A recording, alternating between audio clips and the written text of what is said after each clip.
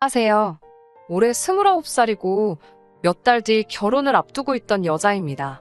다만 지금은 결혼을 취소하고 파혼을 하게 되었네요. 저와 결혼할 예비 신랑이었던 남자친구와는 지인의 소개로 만나게 되었습니다.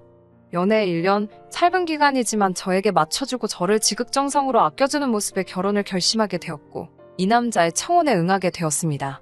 예비 신랑은 정말 저에게 헌신적이었어요. 파혼을 결정함에 있어서도 사실 속으로는 이 남자가 진짜 잘못한 게 있나? 하는 생각도 몇 번을 하게 되었습니다. 말씀드렸다시피 연애하면서 저에게 참 잘했어요. 저도 연애 경험이 아예 없던 것이 아니라 전에 만나던 사람들과 비교될 정도로 저에게 지극정성인 모습이 신기해서 오빠 같은 사람은 처음이라고 물으며 제가 그렇게 잘해줄 정도로 좋은 거냐고 물어본 적이 있어요. 예비 신랑은 저에게 자기가 저를 좋아하는 것도 있기는 하지만 자기는 자기 아버지가 어머니에게 하는 걸 보고 잘한 게 있어서 더 그런 것 같다고 하더라고요. 이렇게 말한 것처럼 예비 신랑은 부모님에 대한 자부심이 엄청 강한 사람이었어요. 두 분이 사이가 좋다는 걸 입버릇처럼 말하곤 했으니까요. 결혼을 약속하기 전인 연애하던 시절에도 저에게 두 분을 직접 만나게 해주고 싶다고 몇 번이나 말했었습니다. 그 당시에는 연애를 하던 시절이라 부모님까지 만난다는 건 부담이 되어서 거절했는데 결혼을 약속한 뒤로는 부담스럽다는 이유로 만나지 않을 수도 없는 노릇이잖아요. 그래서 저는 처음으로 예비 시부모님이 될 두 분을 만나게 되었습니다. 실제로 두 분을 처음 뵈었을 때는 예비 신랑이 한 마리 과장이 하나도 없다고 해도 무방할 정도로 두 사람 사이가 좋았습니다. 매일 집에서 같이 시간을 보낼 텐데도 뭐가 그리 좋으신지 두 분은 잠시도 떨어져 계시지 않았어요. 적당히 거리감 두고 어쩔 때는 두 사람이 정말 서로 좋아서 같이 사는 게 맞는 건가 싶을 정도로 행동하시는 우리 부모님들과는 조금 달라 보였어요. 무작정 보기 좋다고만 말하기는 애매할 정도로 그 표현들이 너무 과하더라고요. 더군다나 저도 같이 있는 자리인데다가 처음 만나는 자리인데도 저는 전혀 신경을 안 쓰시는 것 같다는 생각이 들었습니다. 그래도 처음 만남이다 보니 식사를 하면서 이런저런 대화가 오고 가게 되었고 그때가 돼서야 저에게 여러 가지를 물어보시더라고요. 왜 우리 아들과 결혼을 결심하게 되었냐고 하는 질문에 제가 느낀 그대로 거짓 하나 보태지 않고 말씀드렸어요. 저를 너무 아껴주는 모습이 좋았다. 예비 신랑이 평소에도 두 분 이야기를 꺼내며 두 분께 배웠다고 말을 하고는 했는데 이렇게 직접 뵈고 나니 그 말이 거짓말이 아니었단 걸 알았다. 이런 말 하면서 적당히 예비 시부모님께 아부도 조금 섞었고요. 두 분도 제 대답에 흡족하셨는지 환하게 웃으면서 좋아하시더라고요. 그렇게 예비 시부모님과의 첫 만남은 어려움 없이 지나가게 되었습니다. 그런데 제가 조금 스트레스를 받기 시작한 건 그 뒤로 약간씩 변하기 시작한 예비 신랑의 태도였습니다. 둘이서 하는 데이트에 자기 부모님들을 자꾸 부르기 시작했어요. 자기가 저랑 좋은 거 먹고 좋은 거 보러 다닐 때마다 자기 부모님은 여태껏 이런 거 누리지 못하고 살아오셨다는 생각하면 마음이 아프다면서요. 저는 솔직히 예비 시부모님하고 같이 데이트를 하고 싶은 생각은 하나도 없었고 불편하다는 생각밖에 없었습니다. 좋은 거 먹고 좋은 거 보는 거 다 좋고 그걸 부모님께도 똑같이 경험시켜주고 싶은 마음도 100번 이해는 하겠는데 저 좀 빼고 따로 했으면 좋겠다는 생각이 들더라고요. 아무리 두 분이 저를 좋게 보셨다고 한들 예비 며느리와 예비 시부모의 관계잖아요. 제가 작정하고 나쁜 관계로 끌고 갈 생각은 없지만 그래도 적당히 거리감 두고 지내는 게 더 좋다고 생각하는데 예비 신랑은 자꾸 둘만의 시간에 자기 부모님을 함께 부르고 싶어하는 모습밖에 보이지 않더라고요. 저도 꽤 오랜 기간을 참아왔고 예비 시부모님과 강제로 커플 데이트를 몇 번이나 보내야 했습니다. 더 이상 아무 말도 하고 있지 않다가는 결혼 전까지도 계속 예비 시부모님과 함께 데이트를 해야 할 것만 같고 결혼 후에도 그렇게 될 것 같아서 말하지 않을 수가 없었어요.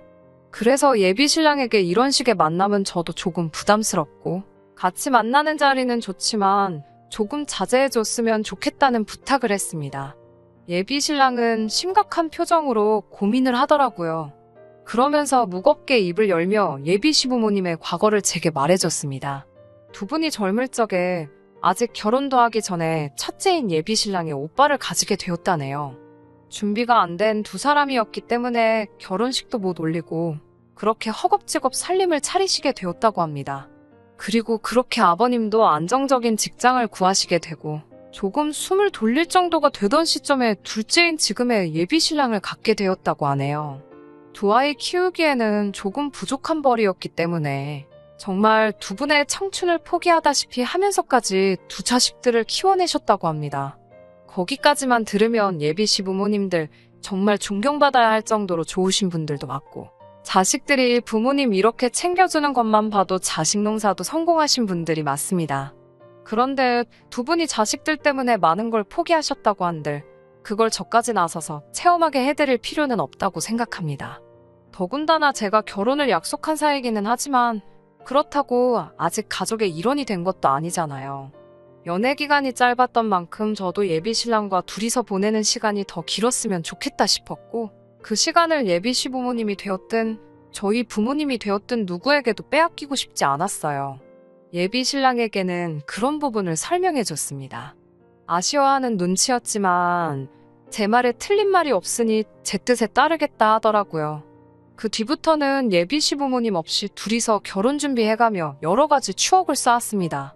진작 말하면 쉬울 걸 뭘 고민하고 있었나 싶더라고요. 여기까지는 정말 아무런 사건 사고 없었고 이대로 결혼식을 올리게 되겠지 하고 생각하고 있던 와중에 예비 신랑이 오랜만에 시부모님과 함께 자리를 마련했더라고요. 저도 별다른 마음 없이 그 자리에 참석했습니다. 더 이상 예비 시부모님이 우리 데이트에 같이 나오시지 않기도 했었으니까요. 그런데 그 자리에서 예비 시부모님이 충격적인 발표를 하더군요. 예비 신랑과의 데이트를 함께 즐기는 걸 훨씬 더 초월한 말도 안 되는 사안을 마치 그렇게 할 것이라고 통보하듯이 전하셨습니다. 처음에는 예식장을 좀 더 큰 사이즈로 알아보라는 말을 하시기에 어차피 인원 제한 때문에 하객을 무작정 많이 부르시지 못할 텐데 왜 그렇게 하객 욕심을 내시는 거지 하고 의아하게 생각했어요. 그런데 그게 하객 때문에 그러는 게 아니시더라고요. 두 분은 저희 결혼식에서 두 분의 결혼식까지 같이 올리고 싶다는 충격적인 말을 해오셨습니다. 말 그대로 합동 결혼식을 하자는 거예요. 두 분이 여태껏 결혼식 한 번 올리지 못한 한을 풀어보고 싶다고 하시더라고요. 결혼식 못 올린 거 평생의 한이 될 수도 있다는 부분은 이해를 합니다. 리마인드 웨딩으로 한 번 더 식을 올리시는 부부가 요즘 많다고 들었는데 당연히 하실 수 있어요. 그런데 왜 하필 그걸 제 결혼식 날 하겠다는 건지 저는 도무지 이해가 가지 않았습니다. 하객으로 친척이나 지인들까지 다 올 텐데 온 김에 한 번에 해버리는 게 좋지 않냐고 하시는데 도무지 저에게는 그게 설득처럼 들리지 않고 억지를 부린다는 느낌을 받게 하더군요. 옆에서 예비 신랑은 한술 더 떠서 이미 이 사실을 알고 있었던 것 마냥 저한테 그렇게 해줄 거지? 하면서 기대하는 눈빛을 보내고 있고 또 다른 효자인 아주버님도 따라오셔서는 저보고 꼭 그렇게 해달라고 하더라고요. 상식이 있다면 제가 거부감 느끼는 게 당연한 일일 텐데 거기에 온 가족이 나서서 왜 이해를 못 해주느냐는 듯이 저를 오히려 나쁜 사람으로 몰아가고 있으니 아주 미치고 팔짝 뛸 노릇이더라고요. 점점 열불이 나기 시작하다가 결국에는 저도 폭발을 하게 되었습니다. 결혼을 아직 안 한 아주버님에게는 그렇게 하고 싶으면 네 결혼식 날 해드려라. 나는 내 결혼식 날 죽어도 못하겠다라고 말해줬습니다. 이미 질러버린 이상 예비 시부모님께도 아무 말 하지 않을 수 없었어요. 두 분이 어떤 인생을 살아오셨는지는 두 분 아들한테 몇 번이고 들어서 잘 알고 있다. 그래도 이건 너무 경우가 아닌 것 같다. 하객을 이유로 우리 결혼식에서 두 분이 식을 올리는 것 또한 이해가 되지 않는다. 두 분의 결혼을 축하해줄 분들이라면 두 분이 따로 식을 올린다고 해도 참석해 주실 거고 축복해 주실 거라고 생각한다. 혼주석에 계셔야 할 분들이 신부 입장할 때 나란히 웨딩드레스 입고 나오는 모습 생각해봐라. 생각만 해도 우습지 않느냐고요. 혼주석에 앉아 계시는 우리 부모님은 또 무슨 잘못이냐? 아무리 그래도 사돈이 될 사람들인데 너무 쉽게 생각한 것 아니시냐고. 할 말 다 떠들고 나니까 저도 더는 할 말이 없고 이제 이 사단이 난 거? 저는 이 결혼 안 해도 그만이니까 알아서 하시라고 하고 자리를 뛰쳐나왔습니다.